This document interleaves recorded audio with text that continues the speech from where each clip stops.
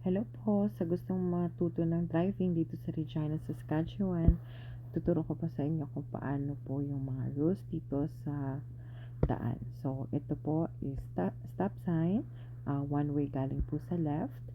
Make sure na titingnan niyo po both sides. Make sure na walang pedestrian at walang padaan na sasakyan. So, proceed lang po tayo. So, diretso lang po tayo. Nag-change lane po kami sa right. So, make sure pag mag-change lane po kayo is always to shoulder check. So, napaka-importante po yun na wala pong sasakyan na parating sa kilid po natin. So, ito po, papasok po kami sa right side. One way po siya papunta sa right.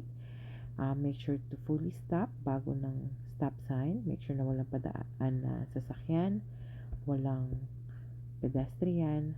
At ito po is sa side namin is bicycle lane. So make sure po na bago po kayo lumiko is wala pong bike na paraan at make sure kukunin niyo po yung daan niyo. So diretso lang po kami dito. Ngayon nag-change lane po kami. So pwede po kaming mag-change lane. Make sure na wala pong padaan na sasakyan.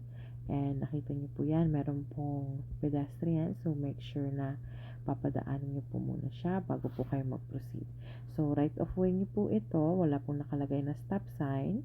So make sure na bawat kanto may tao is make sure na kailangan niyo po mag-stop.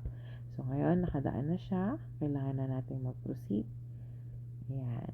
So, kukunin nyo yung first available lane. So, once nakuha nyo yung first available lane, proceed lang kayo. Make sure na titingnan nyo bawat kanto ng daan.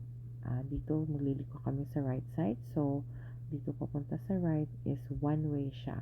So, nakikita nyo po yung mga sasakyan. Diretso sila doon sa right at saka broken line. So, meaning na one way ang daan. So, proceed lang dito sa first available lane. Ngayon, liliko ulit kami sa right side.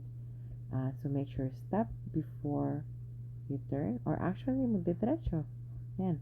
So, didiretso lang. So, make sure pag hindi mo makita both sides is to second stop. So, make sure na walang parating na sasakyan. Huwag po kayong mag-to third stop or fourth stop. So, make sure one stop lang.